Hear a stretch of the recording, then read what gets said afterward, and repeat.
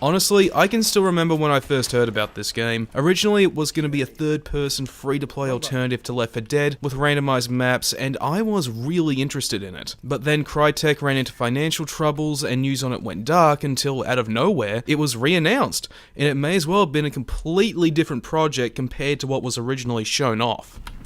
Alright, sweet, ammo.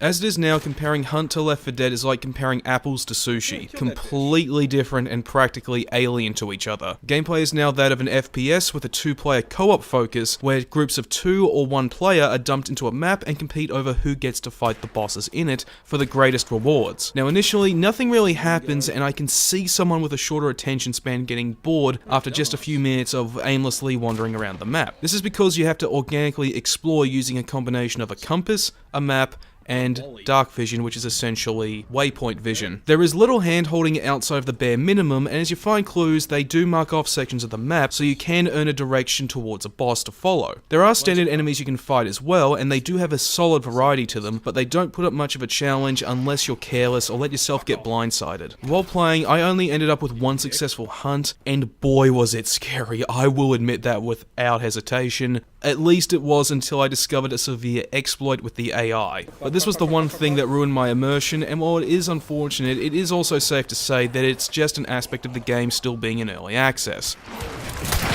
Shit, fuck!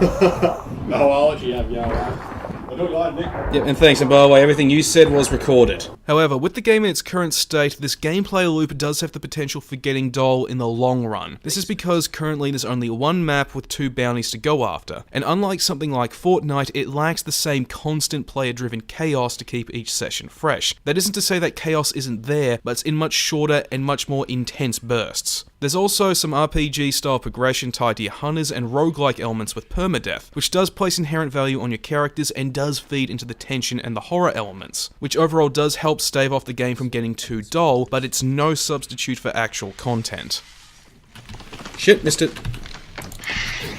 In its current state, Hunt sports some graphical fidelity that could easily trick the uninitiated into thinking it's a full release. The CryEngine really shows off what it can do here, and the game's art direction is something to behold. A dark southern grunge style that gave my time with it a genuine Texas Chainsaw Massacre feeling equal to that of Resident Evil 7. Something that's helped by some utterly stunning sound design. The ambient sounds really do help feed into the immersion and make it all the more believable that you're really there, thanks not only to the ambient sounds themselves but also to how sound plays into the gameplay. Littered throughout the map are piles of broken glass, tin can alarms, and objects you can interact with, like record players and pianos. Walking on or bumping into these will not only generate the real-life noises, but will also alert enemies and potentially other players to your presence. So this encourages greater care while exploring and utilizing situational awareness, which is just awesome.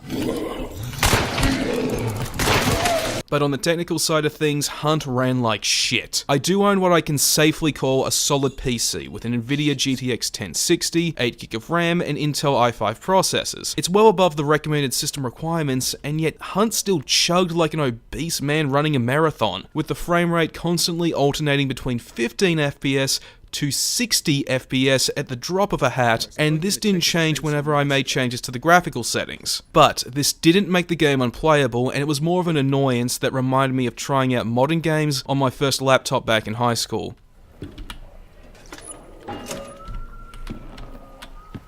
My time with Hunt Showdown and its free weekend was nothing short of great. As a horror game, it is scary as hell and gives Dead by Daylight genuine competition. And as a multiplayer game, I don't know any other game that's like it on the market, and I was tempted to buy it. But I couldn't justify doing so due to the lack of content and its poor performance on my PC. So I'll be waiting for more updates or the full release before I throw my money at what's shaping up to be a memorable piece of multiplayer horror. Yes.